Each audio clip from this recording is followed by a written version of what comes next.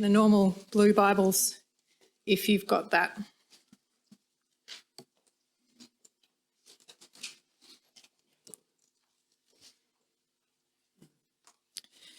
Jesus left the temple and was walking away when his disciples came up to him to call his attention to its buildings. "Do you see all these things?" he asked. "Truly I tell you, not one stone here will be left on another. Everyone will be thrown down." As Jesus was sitting on the Mount of Olives, the disciples came to him privately. "Tell us," they said, "when will this happen, and what will be the sign of your coming and of the end of the age?" Jesus answered, "Watch out that no one deceives you, for many will come in my name, claiming, 'I am the Messiah,' and will deceive many. You will hear of wars and rumors of wars, but see to it that you are not alarmed. Such things must happen, but the end is still to come. Nation will rise against nation, and kingdom against kingdom. There will be famines and earthquakes in various places. All these are the beginning of birth pains. Then you will be handed over to be persecuted and put to death, and you will be hated by all nations because of me. At that time, many will turn away from the faith and will betray and hate each other, and many false prophets will appear and deceive many people. Because of the increase of wickedness, the love of most will grow cold, but the one who stands firm to the end will be saved. And this gospel of the kingdom will be preached in the whole world as a testimony to all nations, and then the end will come.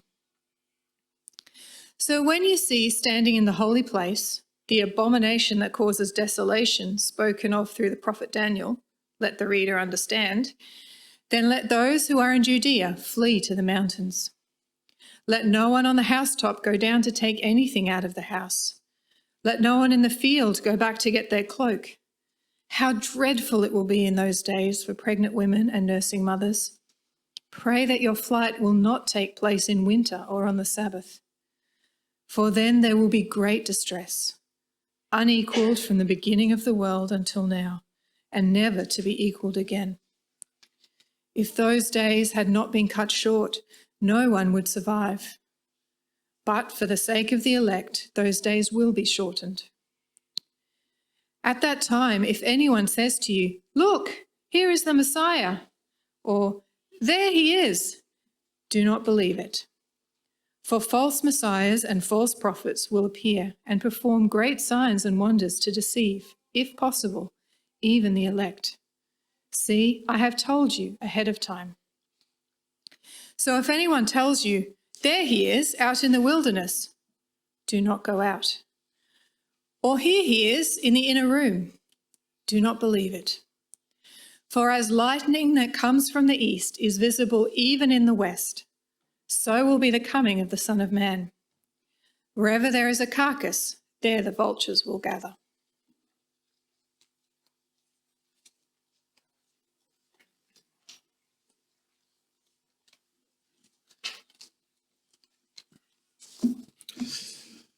So I've spent 40 hours or so in the last few weeks on aeroplanes, and it was all pretty smooth and happy. A few years ago, I was flying between Australia and England, and I was reading my Bible. And someone on the plane spotted that and asked me if I could pray for them, knowing I was a Christian. And so we had a conversation about how could I pray for them. And they said they're quite a nervous flyer. They feel very anxious flying whenever there's noises or lights beeping. They get very anxious and alarmed. And so I read Psalm 91 with them about the fact we can dwell, we can shelter in the Most High, we can rest in the shadow of the Almighty. And it would have been a lovely conversation, apart from the fact that the individual who came up to me was one of my flight attendants, who was expressing how nervous a flyer he was. And as lovely as it was to pray with a Christian brother, I also would like my flight attendants to have slightly more confidence in the plane they're on. Don't be alarmed. Don't be alarmed by the noises and beeps of the aeroplane, I wanted to say to my brother that day, and Jesus says to us today, don't be alarmed. This term, we are thinking about the end of the world. We're going to be thinking about that from Matthew and 1 Corinthians. And I think today there's two big mistakes that we can make when it comes to thinking about the end of the world. Apathy or alarm. And I think there's a kind of Christian and a not Christian version of both. So apathy, I guess lots of people who aren't Christian don't really care about the end of the world because they don't really believe it's going to come. They don't believe in God, they don't believe in Jesus' return or any kind of judgment day. They think the universe is just sort of spiraling on.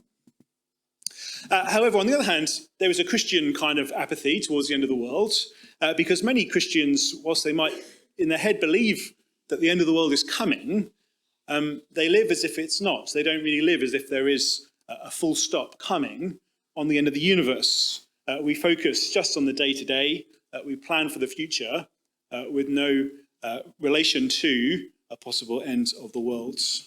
So we can respond with apathy, but also we can respond with alarm. Now, have you noticed that even the unbelieving world is often very anxious about the end of the world? It fuels so much of our media, our TV, our movies, our video games. We're all concerned about the end of the world, whether it comes with zombies or fungus or Cold War or climate crisis or from presidents or pandemics. We spend a lot of time thinking about the end of the world. And sometimes Christians as well within the church, as Christians look out at what's going on within the church and within the world, some Christians do get particularly anxious about whether or not the end of the world is coming imminently, and there's real alarm. So we can have apathy or alarm. Now, for much of this series, what I want us to do, what I think Jesus is wanting us to do is to warn us against apathy. We shouldn't be apathetic about the end of the world. We should be prepared. However, today, particularly, I want us to be aware of the danger of over-anxiety. I want us to not be alarmed.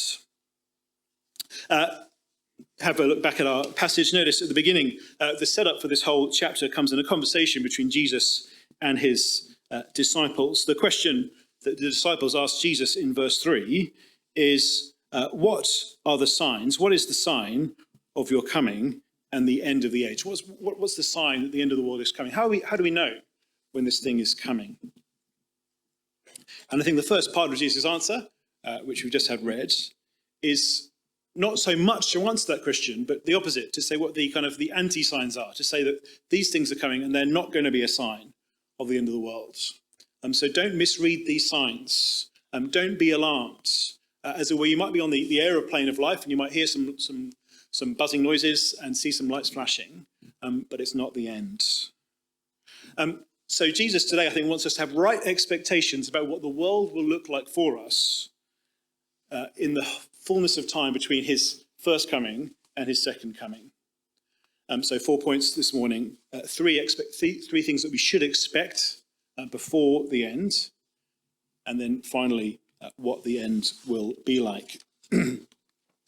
So firstly, and there's some points on the handout and on the screen as well, we should expect global disasters to be the norm before the end. In verses 4 to 8, the first set of sort of anti-signs are global events. You see that verse 6, wars and rumours of wars, and natural disasters in verse 7 of a kind of huge scale, as well as more wars. There'll be famines and earthquakes in various places. Wars and natural disasters were the norm in Jesus' time. They've been the norm ever since, and they are the norm today, of course, aren't they?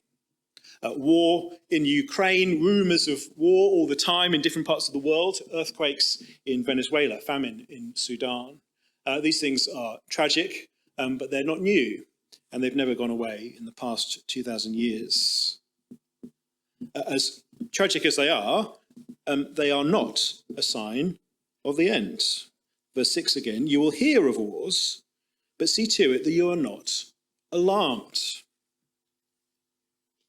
These such things must happen, but the end is still to come. And these things will come, and they will be awful, they will be tragic. But it's not a sign of the end, rather it's a sign that things are continuing as expected. Almost it's a sign of the beginning. Verse 8, Jesus says, these are the beginning of birth pains.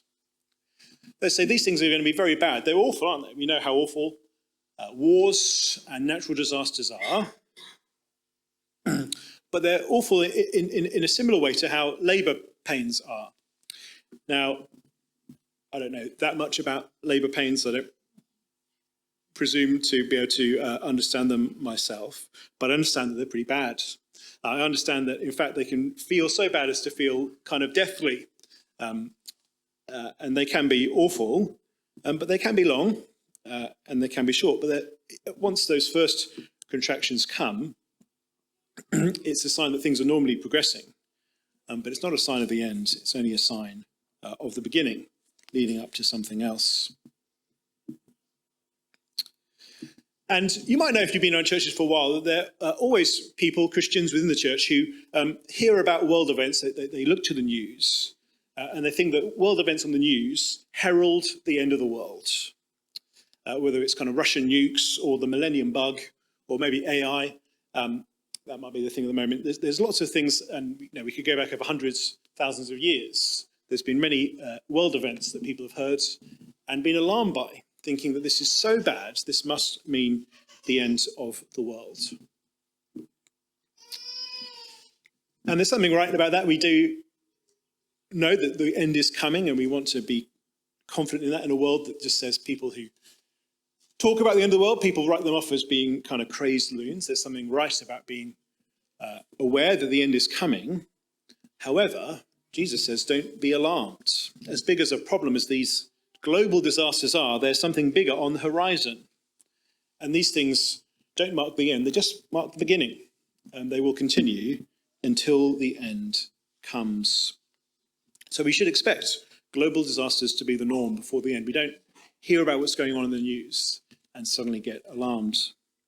And secondly, similarly, we expect crisis within the church to be the norm before the end. We see this in verses 9 to 14. So sadly, as well as disasters happening in the world, the everyday experience of the Christian, and both kind of in our churches and as Christians, we go about their lives in our schools, in our offices, at uni, will experience some kind of crisis. They'll be hated by the world. They'll be hated even by Christians. They'll experience damaging false teaching, and they will suffer the effects of seeing Christians turning away from the faith. At verse 9, we see that they will be hated, Christians will be hated by the world. You will be handed over to be persecuted and put to death, and you will be hated by all nations because of me. This is such a painful verse, isn't it? Because we all long to be loved and accepted. And as Christians, we want to be appreciated by the world. We want to show our love for the world, our love for Townsville, maybe. And we hope that the world will appreciate that. But Jesus promises that we will be hated by the world. And some of us will know that experience and feeling. But we can be comforted by knowing that Jesus says it's a sign that we are on track. Who will the world be that hates us? Maybe it's on the level of a government, people over us. Maybe it's your boss. Maybe it's friends. But we will be hated by the world.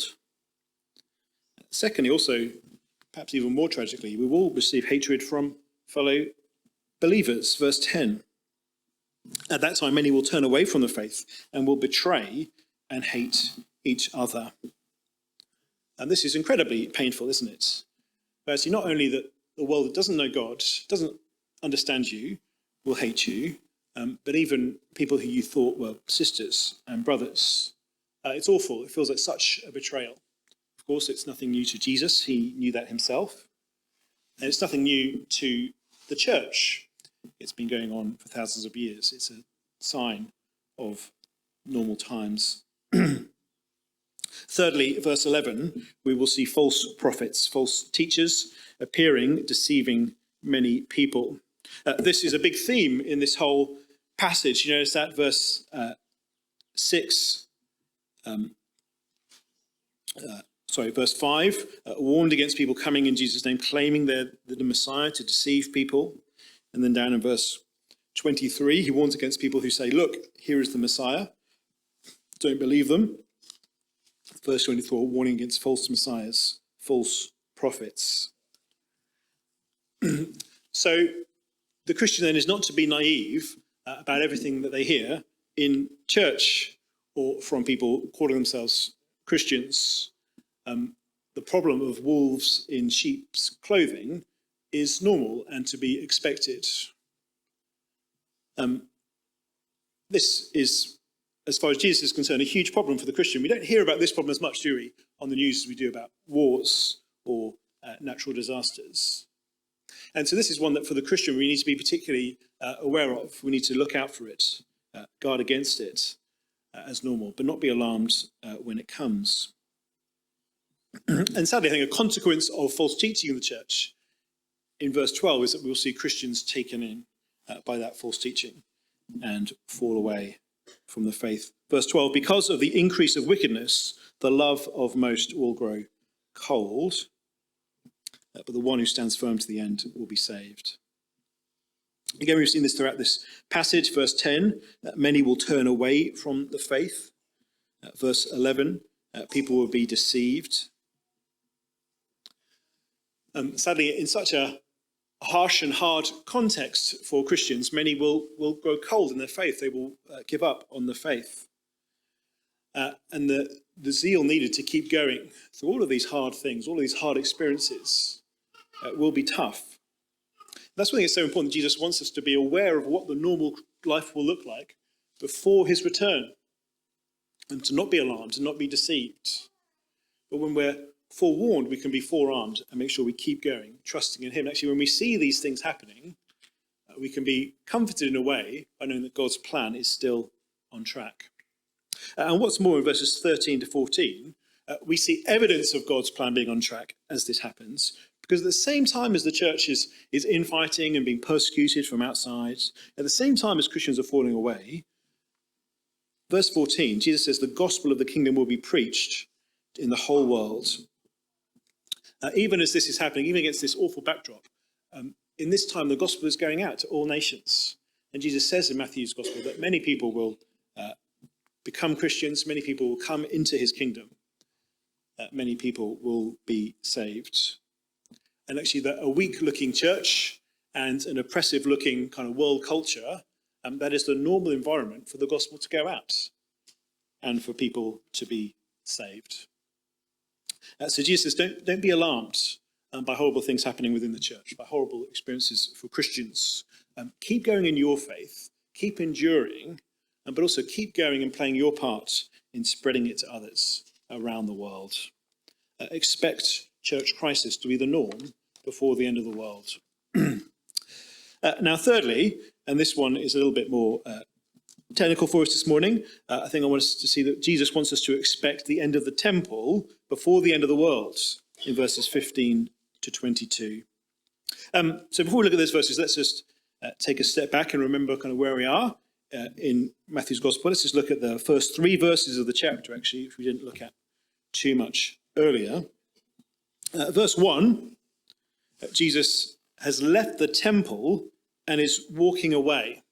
Now, why is he doing that? Well, if you were with us earlier in the year, we spent time preaching through Matthew chapters sort of 21 and 23. Jesus spent time in the temple condemning the religion of the temple, the religious practices, and even the temple itself, saying that it will be withered and cursed. He condemned the whole kind of leadership structure of the temple. He also lamented over Jerusalem as a whole city, and in chapter 23 declared several woes on the leadership of the temple. So after all that, it's very natural that he is not only metaphorically kind of walking away from the temple system, but now he is walking away from the temple courts. However, his disciples aren't yet kind of willing, as it were, to walk away from the temple themselves, it seems. So they want to call this attention back to those great buildings. Say, look, Jesus. You can just imagine them saying, what do you do? How can you walk away from this? This is such a huge place. This is where God has worked for so many years, and you can be sympathetic with them. The temple was the place where God dealt with his people for so long.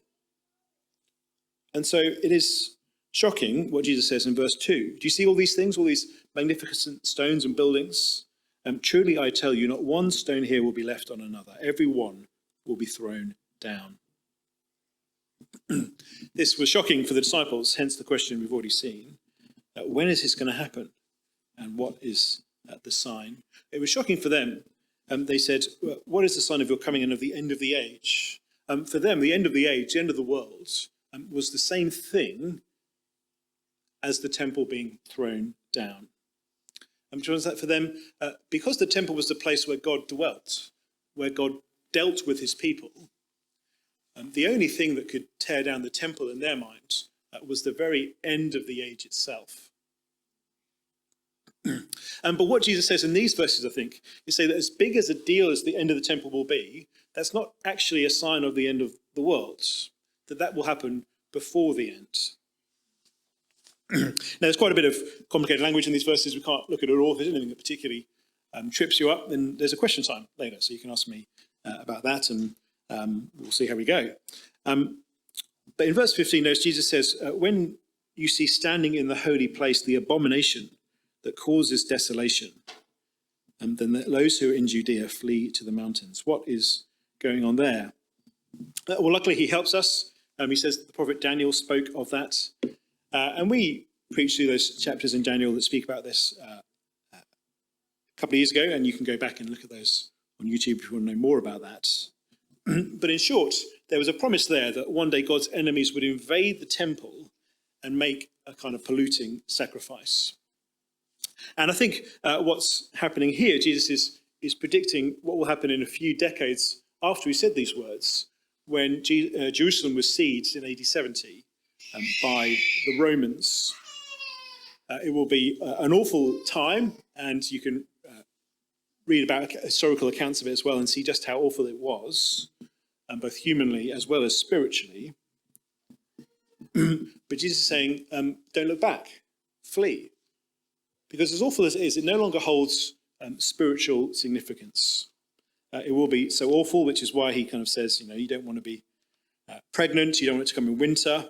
In 21 and 22, it will be kind of unequaled in its awfulness. Nevertheless, don't look back.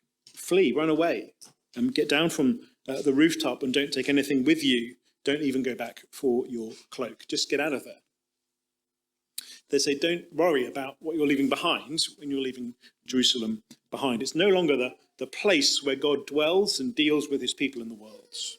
And we've already seen a hint of that, haven't we, in verses 14. The kingdom now is going out to all nations, everywhere. God is working all over the world. So obviously this had a very specific kind of application for them then. In a few decades' time, this really was going to happen in Jerusalem, and they had to run away. It seems like it's something that doesn't have much to say to us. But I think in the same way, we today, we can, as it were, kind of look back at Jerusalem, at the whole temple structure. And you'll know that some people today, of course, is particularly possible for us today because Jerusalem, Israel, Gaza is so much in our news that as Christians that know those are in some ways biblically significant places, we can be alarmed, we can be anxious about what this means for us and God's purposes in the world. But actually, I think what these verses are saying now is that what's going on in Israel and Gaza in the world now is just as awful as any war, rumours of war in the world today, but it no longer holds special significance for the purposes of God in the world today. So we should pray, we should be concerned, but we don't need to look to the news cycle to know whether or not the world is ending, but we can trust Jesus' words here, that actually, because of the failure of God's historic people, because of the failure of the temple structure, even when something as awful as the end of the temple comes, it doesn't mean that the world is to end. So finally, what will the end look like? We should expect unmistakable clarity to herald the end of the world in verses 23 to 28. So far we've seen three kind of anti-signs, things to expect before the end. And so you might expect Jesus to tell us then what is going to be the sign. But I don't think he doesn't quite do that. Rather, what he says here is that when the end does come, you won't need a sign, because it is going to be so crystal clear that it will be unavoidable. So verse 23 and 24, if anyone makes these false claims to you about being the Messiah, don't believe it. False prophets will come. And whether it's some kind of wilderness cult, verse 26, don't listen to them. Or they want to lead you into the inner rooms, don't listen to them. Verse 27, because when it does come, it will be crystal clear. For as lightning that comes from the east is visible even in the west, so will it be at the coming of the Son of Man. When it comes, it will be crystal clear, and we will know about it when it happens. Now, when I went on my plane journey recently, these days I don't have to worry about what films are going to be shown on the plane, so I downloaded some films to watch myself. And there's one film that was quite a regrettable choice to download to watch on the film. I won't tell you what the film was because I don't really particularly recommend it in hindsight. But also it feared a quite distressing aeroplane crash. It's the kind of film that won't get shown on the plane or would be heavily edited if it was. And I don't know how realistic that scene was of an aeroplane crash. But what it taught me that if I was on a plane that was going to crash, I don't really need to be worrying about the occasional judder or the beeps of lights on a plane, because when it comes, when your plane crashes, it will be quite horrific and quite obvious and quite disastrous and swift and brutal and unavoidable. We don't need to be alarmed by all these awful things that happen. When the end comes, it will be unavoidable. It will be crystal clear. Jesus tells us how bad the world will look now. And there will be all kinds of disasters in the world. And there will be all kinds of crises in the church. Even something as cataclysmic seeming as the kind of end of God working within the temple structure in Jerusalem will come. But none of these things mean that the end is coming. So for the Christian today, we can keep trusting, we can keep looking to Jesus to continue to be at work as the gospel goes out to all nations, trusting that the end will still come. We don't need to be anxious, we don't need to be alarmed, we don't need to constantly look at the news to see what is going on in God's world, but rather remind ourselves of what Jesus says here. And because the end is coming, and when it does, it will be crystal clear. I'm going to pause there. And we are going to have time for questions in a minute, and then I will pray for us after that. So I'll give us 30 seconds just to think of a question, and then we will pray. We won't pray.